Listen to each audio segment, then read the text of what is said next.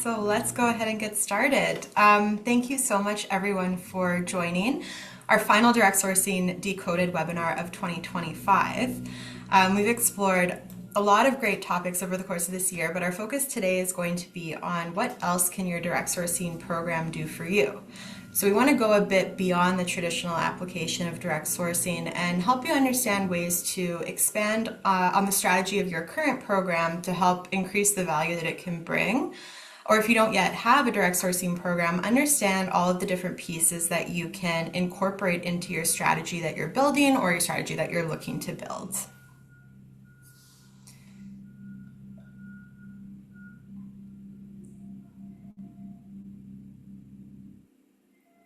All right, we'll do a quick intro for those of you who may not know us yet. We are your hosts, the TalentNet Customer Success Team. Our team is dedicated to empowering our clients and our partners to help them achieve measurable results through their direct sourcing programs. So we act as strategic partners and guide our programs from implementation to optimization. We help them design, launch, and scale programs that can attract, engage, and ultimately convert top talent. Our team brings industry experience and hands-on platform knowledge to ensure that our programs can realize their full potential and are able to continuously improve and evolve with their business goals and their needs, because we know those change over time. My name is Anne Llewellyn. I'm the Director of Customer Success. I've been in the industry for over 10 years now in a variety of different capacities, and I've been on the technology side focused on customer success for the past 4. With that, I will pass it over to Matt. Thanks, Anne. So my name is Matt Redling. I am one of the customer success executives here on the TalentNet team. Similar to Anne, I also have over a decade of experience in the recruitment industry, spanning a wide array of positions and focuses. My role, of course, with the organization is to help with things like technology adoption, strategic planning with our customers, and ensuring that our partners are using the tool to the best of its abilities. And with that, I'll pass over to you, Sati. Thanks, Matt. Hi, everyone. I'm Sati, and I'm an account executive here at TalentNet. And like my team, I spent over 15 years in the recruiting industry, primarily within the VMS and MSP space. And throughout my career, I've spent a number of these years passionate about building strong relationships, driving customer success, and helping organizations think more strategically about their talent. And today we are really excited to share how direct sourcing has evolved beyond just a hiring solution. And here we're trying to discover what else our program or your program can do for you. So with that, I'll pass it back over to Anne. Excellent, thank you. So some quick housekeeping before we get started. Unfortunately, this cannot be a collaborative session, but that being said, if you do have any questions on any of the things that we discussed today, please do drop it in the Q&A box. We've left some time at the end to answer your questions live, and if we're not able to get to all of them, we will follow up with you directly after the event. We're also going to be recording the session today, and we're going to circulate that recording after the fact to everyone who's registered if you weren't able to make it, or any team members you may have if you want to share it with them. All right, so a few quick words about TalentNet. So we're founded in 2013. We're a direct sourcing technology and services company focused on helping companies attract, engage, and curate top talent using their own brand. So we provide the technology platform as well as that strategic program guidance that powers leading direct sourcing programs from their early pilots to successful global initiatives. Innovation is always really going to be at the core of what we do, so we're continuously evolving to reflect the shifting dynamics, in the talent market, in the world, so that we're always up to date with the needs of our clients.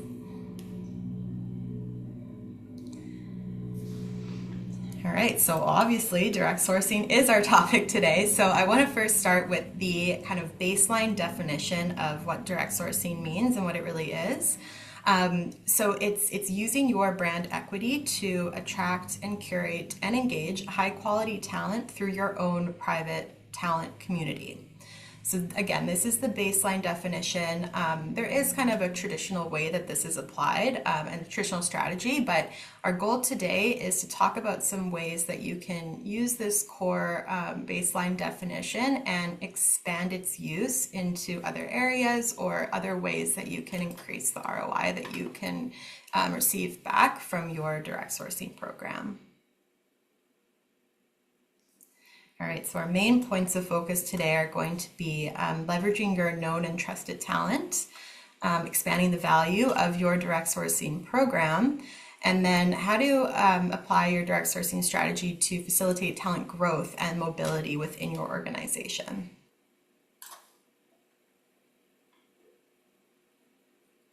Okay, so our first topic here, so leveraging your known and trusted talent.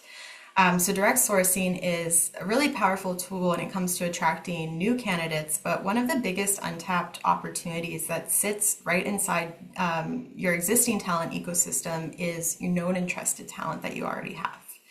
So these are people who already have a relationship with your company, whether they're previous contractors or FTEs, individuals who understand the company's culture, the company's environments, and they're really able to get up to speed more quickly in a role than a net new hire would be.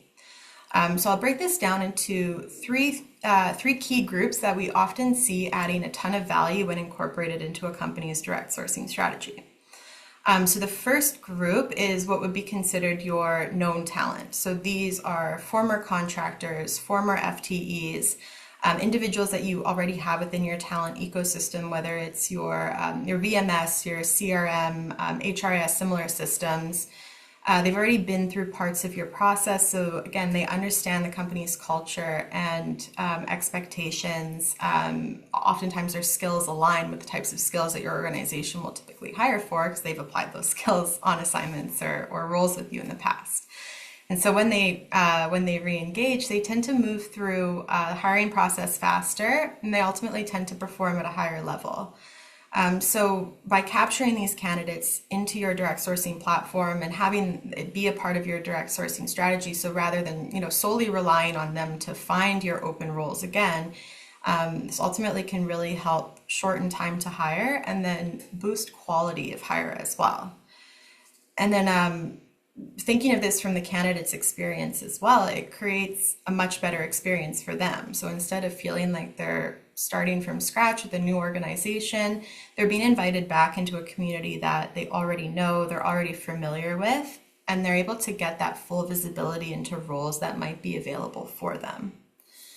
So the best way to capture these individuals is to take that data that you already have. Again, this is your known talent. You already have these individuals in your systems, and send out campaigns, letting them know about their direct sourcing program and inviting them to come in and join the community. And the next group that we see can bring a lot of value to the direct sourcing or to direct sourcing strategies are retirees and independent consultants. So we've seen a big shift in the workforce in the past few years. Many experienced professionals are looking to re-enter the market post-retirement, but not necessarily looking for full-time roles. They're interested in project work, flexible schedules, flexible opportunities, contracts or assignments where they can contribute immediate value and specialized in the areas that they have experience in. And we see this trend reflected from the company's perspective as well. So some recent data shows that among organizations who rehire retirees, approximately 60% choose to do so via a contract or a temporary assignment. So this really kind of benefits both sides to target these individuals and attract and incorporate them into your direct sourcing program. They bring institutional knowledge, they have mentoring potential and deep expertise that they built over time. And again, all of these qualities are going to be very hard to find or hard to duplicate through traditional applicant channels.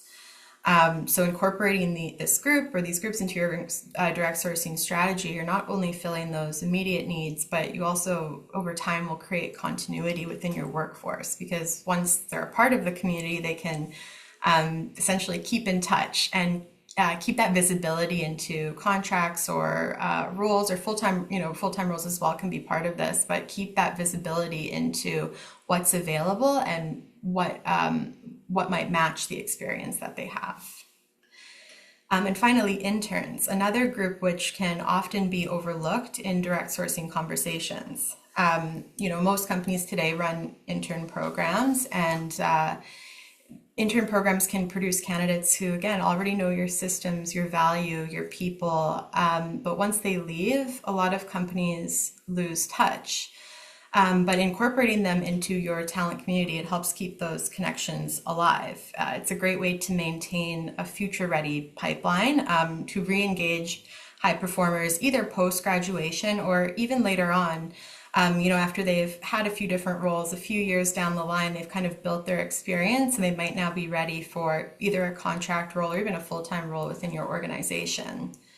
Because a lot of the times there may not be a fit for them right out of the gate when they complete their internship, but returning back a few years down the line is something that a direct sourcing program can really help facilitate, and help companies not lose out on that talent that they've helped nurture. And again, kind of flipping this around from the candidate's perspective, it signals to them that your organization values their contribution and wants to continue the relationship, which helps it strengthen your employer brand in the long run and in the market as well. So whether it's known talent, retirees, or interns, all of these groups really represent high quality and low friction pipelines that can drastically increase the ROI of your direct sourcing program. So incorporating these groups into your direct sourcing strategy can really help move a program from beyond job-based attraction and into something that really starts to run like a well-oiled machine, re-engaging talent and retaining those relationships over time.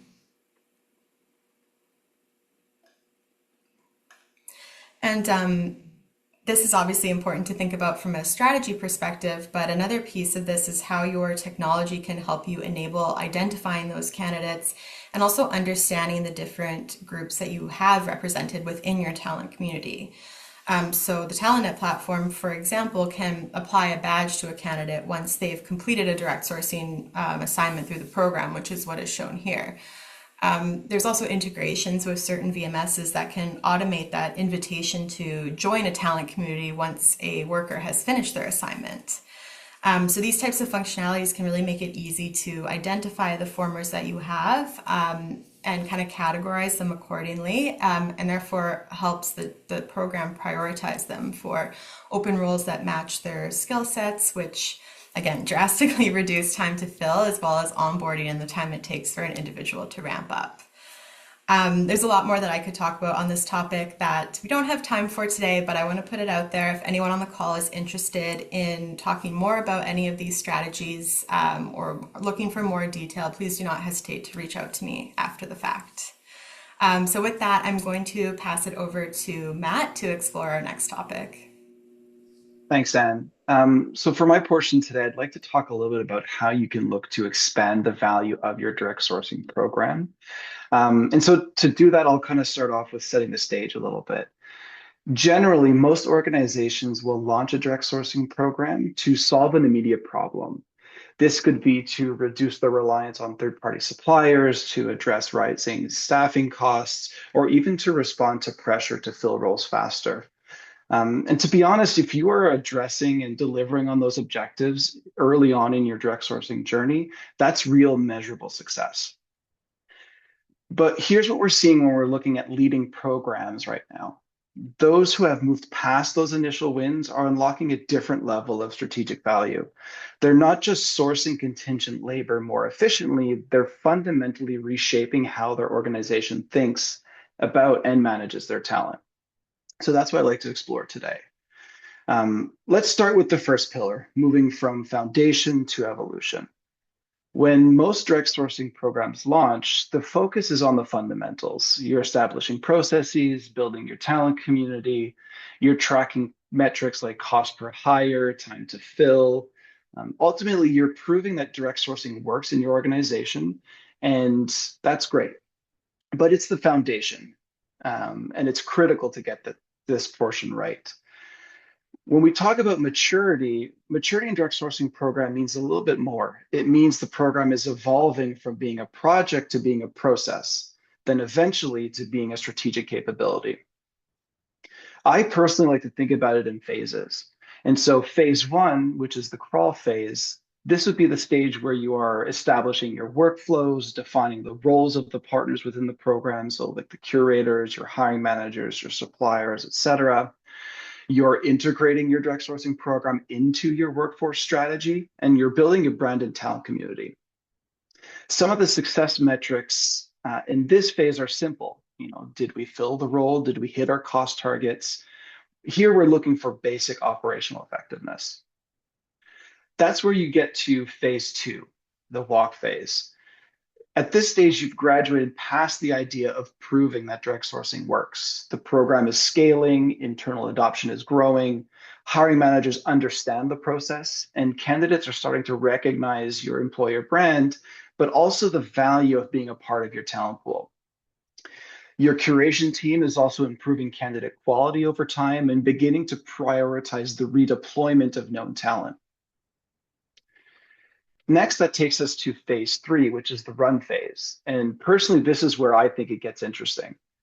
At maturity, direct sourcing is starting to become embedded in your overall talent strategy. Your team isn't just reacting to openings as they come up, they're proactively sourcing for anticipated needs based on the communication between the business and your creation teams, based on the projected needs of the business in the future. Here, you're leveraging known talent within your talent community before you're turning to external channels. You're managing and you're measuring the success at an enterprise level, not just by individual placements or cost savings. At this stage, companies tend to care more about the total value of cost savings across the entire program, also as a function of a percentage of active headcount that they have, rather than focusing on the individual bill rate management at the contractor level. And so the transition from one phase to the next typically requires a bit of a mindset shift from operational cost management to strategic workforce optimization. Your curation teams are going to move from community growth to strategic recruitment as they progress through these phases. And your delivery partners are going to be the ones who are going to start taking ownership of your program growth. And your organization is going to start to view the talent community as a strategic asset, not just another vendor channel. A key point that I want to bring up as part of this conversation is don't let your program get stuck in phase two. The real payoff comes when direct sourcing becomes a part of your everyday, strategically aligned hiring approach. And so that takes us to the second pillar, which is delivering value beyond cost savings. Now, I'll be the first to tell you that cost efficiency within direct sourcing is important. However, organizations that mature their direct sourcing programs, while they do save money, often substantially, we've seen established programs realize savings in the $5 to $10+ million range annually. And obviously that depends on the scope, the company size, the volume, et cetera. But there's a critical insight here. If cost savings is all your direct sourcing program delivers, or all you care about, or all you're measuring, you're leaving money and other opportunities on the table to drive value. So I would ask you to consider the fulfillment rate. A direct sourcing program that's kind of on the mature end of this life cycle are going to achieve significantly higher fulfillment rates than your traditional contingent hiring. This is because candidates are pre-vetted, community members are actively engaged, and your curation team knows your business and your culture deeply. They're going to be very, very closely aligned to what is important for you as a business. Here, a higher fulfillment rate means fewer gaps, faster resourcing, higher rates of successful finishes, and reduced time to productivity for new workers. And these are all areas that you can start to track and assign KPIs and metrics to as you look to define and measure the success of your direct sourcing program. Something else to consider is the quality aspect. So because your talent community is branded and curated, and it does also require candidates to voluntarily register, your candidates tend to have a stronger average qualification, and they're also more motivated to join your organization. So things like submission per role will improve over time as your curation team learns what works and what you're looking for. Things like negative attrition rates, so meaning candidates who exit either early or who are underperforming, that tends to drop because now you're matching candidates to positions based on culture fit and skills, not just what's available in your supply. There's also a couple of other things that I'd like to consider here too. So there are things like diversity and inclusion. When you intentionally build and manage your talent community, you have agency over who you're attracting. You can design targeted campaigns to reach underrepresented groups. You can track diversity metrics, and you can ensure that your contingent workforce reflects your company values and your DEI commitments. There's workforce planning. So a direct source program that is again, more on the mature side is going to give you visibility into your total workforce supply. It could be full-time, contingent, contract, freelance, et cetera. This visibility and this access to talent allows you to anticipate skill gaps, plan for peak demands in your hiring schedules, and make smarter workforce decisions over the course of the year. Another aspect that is often overlooked is the idea of employer brand control. When most of your contingent hires are coming through your direct sourcing program, every candidate interaction reinforces your employer brand. That's different from traditional staffing in the sense that outside firms are the ones who are controlling that experience. In direct sourcing, you are in control. And then finally, perhaps the least exciting of these points that I'm going to bring up from a value perspective is the compliance and risk management component. When you centralize your sourcing through direct sourcing, it means that you're able to centralize your compliance controls, offer consistent contractor management, and audit trails that support any regulatory requirement that you care about or you're subject to. And so as part of this conversation, I'd like to speak to those who perhaps already have a direct sourcing program. And I'd ask you to consider this following question.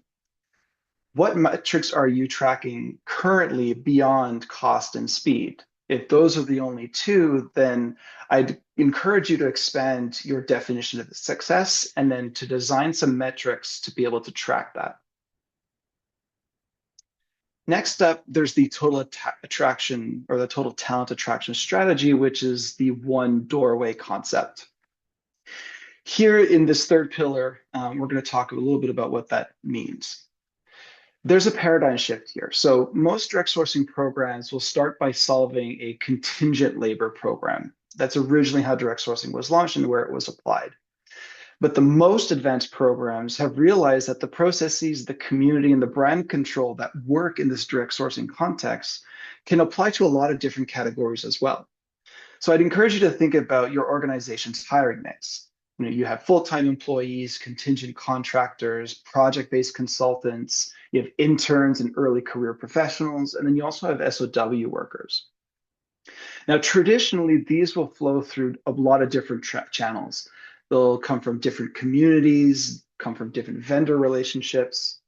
You'll have a different buyer, different recruiter, different experience. And in the end, what this does is it creates silos, it creates redundancy, but it also creates some missed opportunities. The whole one doorway model flips these relationships. Essentially, your branded talent community becomes the default point of entry for all workforce types.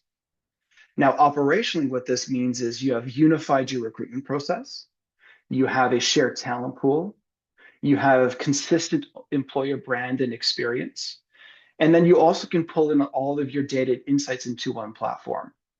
And so by implementing a total talent attraction approach, you'll be able to tie in all the benefits of all of these different strategies. But it will also require you to align your process across HR, procurement, and other business leadership groups on things like policy and process. But what I will say is the organizations and the companies who manage to implement this do gain massively when it comes to things like efficiency and agility. So next, I'll talk a little bit about the practical transition and then the implementation of these phased approaches and that expanded value. So how do you actually move from where you are currently to an expanded vision? First, you want to look at establishing some strong measurement practices. You need to be able to track the right things at each particular phase. At a base level, you're looking at things like fulfillment, submissions per role, submissions to hire, time to fill, attrition, cost, etc. But as your program matures, these metrics should improve incrementally as well. Year one might show some basic operational success, but by the time you're in year three, mature programs will often see submission to hire ratios from 10 to 1 down to 4 to 1 or better as the community quality improves and their processes are optimized.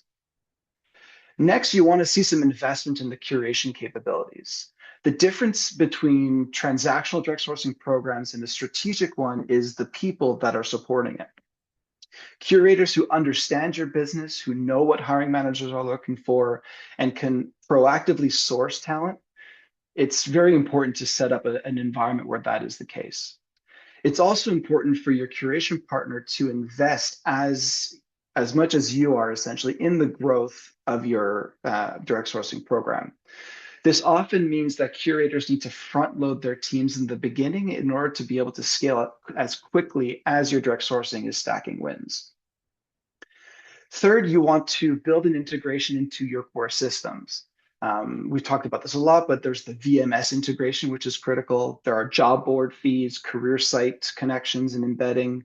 These aren't just nice to haves. They're what makes scale possible and what reduce the manual work so that the curators can focus on the strategy and the relationships of improving your direct sourcing program. And then finally on this topic, there's the fourth component, which is setting ambitious but achievable targets. It's important not to cap your program at a fill a few roles type of mentality. What we see in mature programs is they think in terms of hundreds, if not thousands of placements and how they get to those levels of success. It requires things like enterprise-wide adoption and then also looking at strategic redeployment of talent through their direct sourcing program. You won't be able to get to these numbers without aiming high. And so by failing to push the boundaries, you often will hinder your return on investment. And this applies to both companies who are implementing direct sourcing, but also the curators who are supporting them alike. And so to tie all this together with a nice, neat bow, I'd like to say that direct sourcing is evolving. It's no longer just a cost optimization play. Organizations that treat direct sourcing as a strategic enterprise-wide talent platform and not just a contingent labor channel are winning on things like speed, quality, diversity, and then overall experience. The question here isn't whether to expand your direct sourcing program, it's how fast can you get there? Because your competitors are thinking about it and leading talent is gravitating towards organizations who have a seamless branded employee-like experience. And this applies regardless of employment type.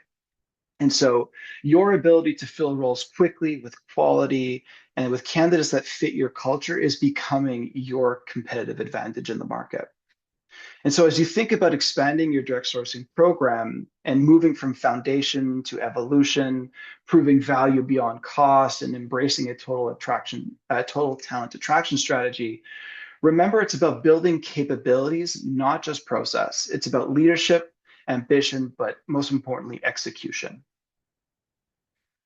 Next, I will talk about an exciting concept or feature that's coming to TalentNet, which is Talent Connect. Talent Connect is a hiring manager experience that we've embedded into the TalentNet platform, or is available within the TalentNet platform. And most direct sourcing programs recognize that the close alignment between hiring managers and the delivery teams, like the curation teams, is what continues to drive value for them. And if a manager and a recruiter can't share clear information and feedback, you tend to see things slow down, misunderstandings start to pile up, and then ultimately great candidates will start to slip through the cracks and go unnoticed. And so that's why apps like Talent Connect are such a big step forward in the direct sourcing world. Instead of curation teams sending candidates into what is the proverbial black box, hiring managers can get immediate access to pre-screened profiles, and they can comment and make suggestions and communicate back and forth with the curation team. The real benefit here is that alignment. So the curators know what hiring managers are looking for in real time. They can spot trends and preferences for future hiring needs. And at the same time, the hiring managers aren't just on the receiving end. They're actively shaping the candidate pool based on what's working and also what isn't for their teams and the projects that they're responsible for. It's that back and forth that will ultimately helps organizations build stronger pipelines and then fill critical roles faster. Now, on top of speed, this shared environment also cuts through the silos that can slow teams down. When everyone has visibilities, decisions can pick up pace, and there's a lot less backtracking. Over time, you get a stronger matching, more accurate submissions, and a talent process that actually feels collaborative. Ultimately, unlocking better communication leads to a more strategic approach to hiring. Part of that whole strategic approach, that strategic asset that I was talking about earlier. It's not just reactively filling jobs, but actively building a workforce that matches what the business really needs. And that's where a modern manager-focused app will drive real operational value. And so with that, I'll hand over to Sathi to speak a little bit about talent growth, talent mobility, and how that works within your organization. Thanks, Matt. All right, so here we have, as Matt mentioned, talent growth and mobility within your organization. Traditionally, direct sourcing has been seen as just a transaction to increase efficiency, a way to really, fill roles faster, reduce agency spend. While all those benefits are very real and true, they represent only the first chapter of the whole direct sourcing story. The most forward-thinking organizations have really discovered something much bigger, that, direct sourcing isn't simply a hiring channel. It really is a catalyst for workforce development, retention, resilience, and future readiness. When it comes down to internal talent, external talent, and returning talent, you're trying to bridge all of those gaps and make sure that everything is just in one nice, neat ecosystem. So here we're unlocking a new purpose of direct sourcing with the future. So it becomes far more than just a pipeline. It becomes a talent evolution engine that really shapes not only who we hire, but how we develop them, retain them, and prepare them for what's next. So the organizations that make this shift from direct sourcing, an external sourcing tactic, and move it to a direct sourcing being a total talent growth strategy, they see immense and meaningful change. So they gain faster access to talent, reduce acquisition costs, and increase engagement and retention. And they also dramatically improve workforce planning. The data that comes with all of that is truly compelling. Companies leveraging direct sourcing as a strategic growth tool, they consistently gain measurable advantages in mobility, retention, and time to productivity, often, unlocking millions in value, as Matt mentioned. So let's, take a deep dive and look how that plays out. So first, we have internal mobility, which is, again, keeping talent in that ecosystem. So direct sourcing really creates a fluid movement across roles and projects for both full-time employees and contingent talent. When people can see a path forward inside your organization, they stay. And when they can easily move from role to role, they grow. This mobility reduces turnover, preserves your institutional knowledge, and accelerates productivity while building a more engaged and connected workforce. With greater visibility into those open roles, people get matched quickly into those new opportunities without having the need to restart their job search outside of your organization. Redeployment really becomes easy and automated, and instead of being forced to recruit externally every single time, organizations really capture the value of the talent they've already invested in. The impact here is really significant. Employees who remain and move internally ramp up faster because they already understand the business and the culture. And your organization's knowledge stays with you. Engagement rises because talent feels seen, they feel valued and supported. Organizations avoid losing great people simply because they just didn't know where to go next. So, with an example here, imagine, you have your top analysts leaving because they couldn't see another internal path. Now flip that script and imagine if you go through, your direct source program, that analyst was automatically matched to a new opportunity in another business unit where you have the same person, a new role, and zero downtime. Another example here is picture, you have a contractor rolling off a marketing project who is directly matched on an analytics initiative instead of, walking out the door. They stay with the brand, their domain knowledge stays with the organization, and they continue building momentum. And that really is the true power of internal mobility through your direct sourcing program. Next, we have upskilling, so turning gaps into growth. Direct sourcing doesn't just help organizations find talent, it helps them really build it. And this is one of the biggest cultural mindset shifts taking place today. Direct sourcing, services real-time insights about skills you have, skills that you will soon need, and the emerging roles that are gaining demand within your organization. So instead of reacting to shortages, leaders can really anticipate the need early and focus on developing people through targeted upskilling. This really transforms a costly, competitive, and sometimes a fruitless external search into an internal growth engine. So rather than, buying capability, you're investing in building in it. So for talent, that unlocks a new career path. And then for businesses, it increases workforce resilience and lifetime value. So here's an example. You have a new initiative that creates demand for cloud literate analysts. Instead of waiting months to compete for external hires, your direct source platform identifies internal analysts with adjacent skills. So whether that's SQL or automation or analytics, it fast tracks that cloud-based learning or training. They are redeployed into roles that would have otherwise required external sourcing.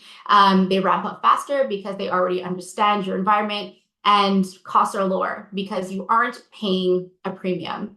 And I think most importantly here, talent feels like the company is really investing in their future. Upskilling turns skill gaps really into growth, not by searching harder, but elevating the talent that's already there. And sorry, Kelly, back to that slide. I just have one more point. We have strategic workforce insights and intelligence. This is data-driven growth. So one of the most underrated benefits of direct sourcing is the intelligent layer that comes with it.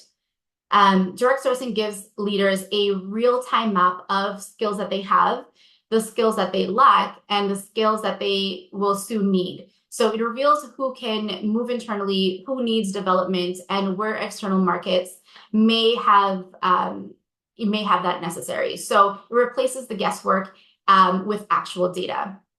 The insights allow teams to forecast demand, understand talent risks, benchmark costs, and make that build, buy, borrow decisions with confidence. So roles that could pose business risk, for example, limited internal supply or no identified successors, are usually surfaced early. So instead of being surprised by a talent gap, you're already prepared for it.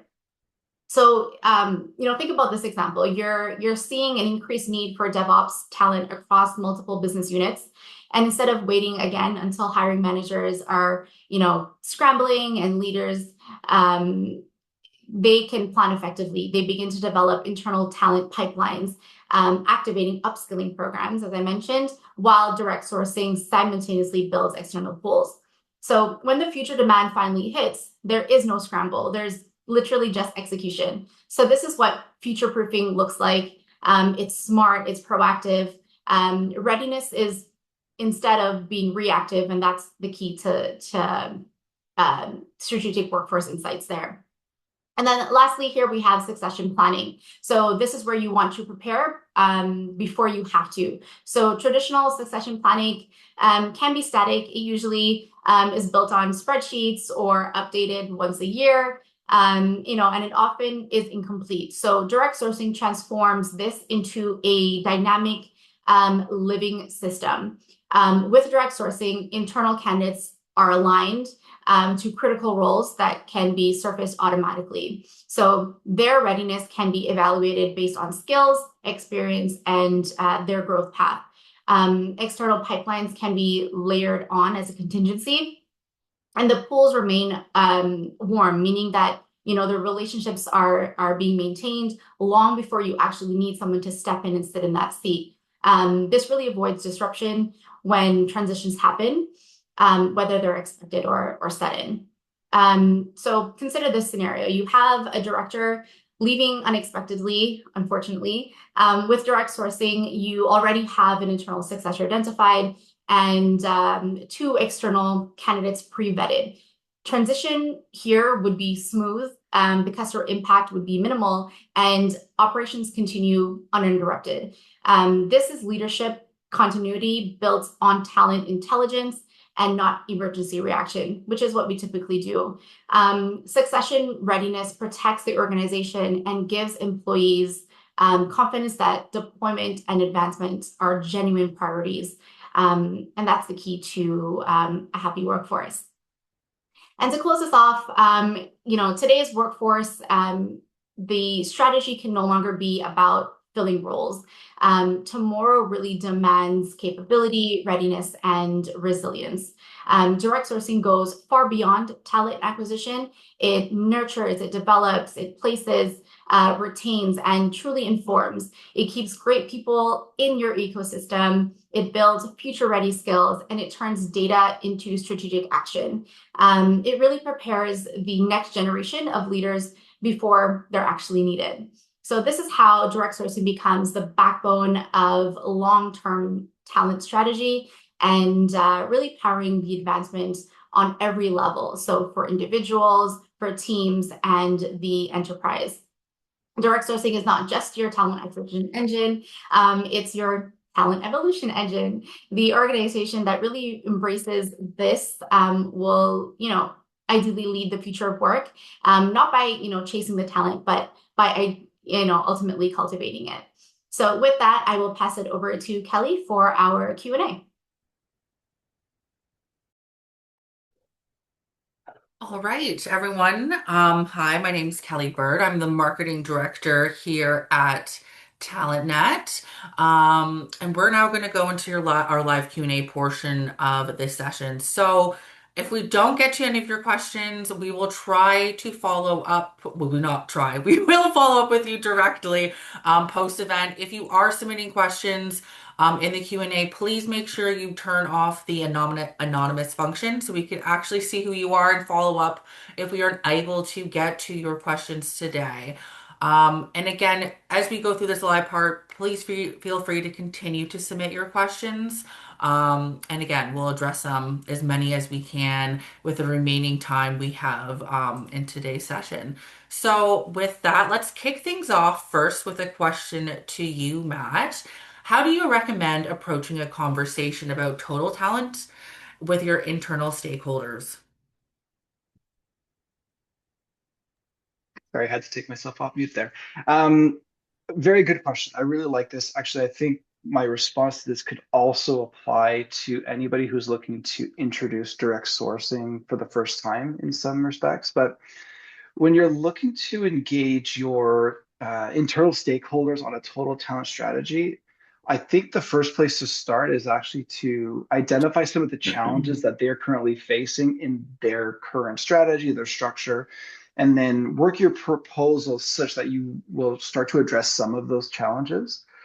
Once you're armed with that information, I think it's really important to work on educating those people and those departments or teams on what direct sourcing is.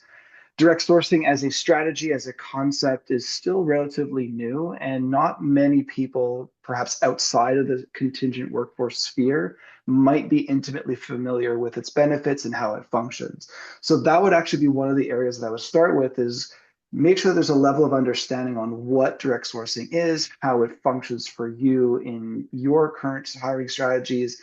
And then once you have that, you can start working it into how it's going to address some of their challenges. and kind of tell the story on how it addressed yours and kind of tie some parallels and some connections between those. Awesome. Thanks, Matt. And to flip things over to you, Anne, what's the best first step to identify and segment that known talent for potential re-engagement? I think the first step would, I think, to be understand where that talent might be. So, what systems does your company have in place that might have talent that would be eligible or that you'd be interested in incorporating into your direct sourcing program? So, VMS, for example, is that what you wanted to target, or you want to incorporate candidates that may have been on the full-time side that might be in an HRIS? So, first to kind of understand which systems to target. And then from there, take a look at the types of information that you have access to. So, for example, it's pretty common, let's say if it's a VMS, for a company to want to target candidates who have been on assignment in the past 5 years, for example, rather than go back to all time. Or if you have any skills information in any of these systems, to do an evaluation of what are some of the skills that my company hires for versus what skills do I have, or what candidates do I have in these systems with those matching skills. But also, you don't necessarily have to filter down. It's never a bad idea. I always say this, but never a bad idea to cast a wide net. Because with these approaches, you're essentially doing like an invitation campaign where you're inviting all of these candidates to come in and join. You may not get them all, or not everyone is going to put up their hand, right? So it's not a bad approach to cast a wide net and invite everyone either. We've seen companies choose to do this in different ways, but I could definitely say the first step is to understand where these people are and then go from there. Totally. And then we're going to flip things over to you, Sathy. For organizations leveraging direct sourcing to identify upskilling needs, what's the recommended next step? Great question. I think once an organization uses direct sourcing to surface upskilling needs, the most important next step is to turn those insights into action. This begins by identifying, the individuals who hold adjacent skills or those foundational skills. There are people who are already close to being qualified for the next role. So from there, the recommendation or the recommended approach is to align those individuals to a structured development pathway. So this might include, targeted training or certification programs, or even, stretch assignments that allows them to build new capabilities through hands-on experience. The goal here really is simply to recognize who could grow, and to do that in a fast-tracked way for development and to deploy them into roles where the demand is expected. So in essence, the process becomes, one, identifying the opportunity, two, upskill the talent, and then three, to place them where they can provide immediate value. So this cycle keeps talent inside the ecosystem, as I mentioned, accelerates that readiness, and reduces the reliance on external recruiting. So I see a lot of questions coming in, fast and furious. And again, keep them coming. We're going to try to answer as many questions as we can in the time that we have left. So this question that we just got is for you, Matt. Can you provide an example of a successful feedback mechanism between the direct sourcing community's talent data and the broader talent attraction strategy?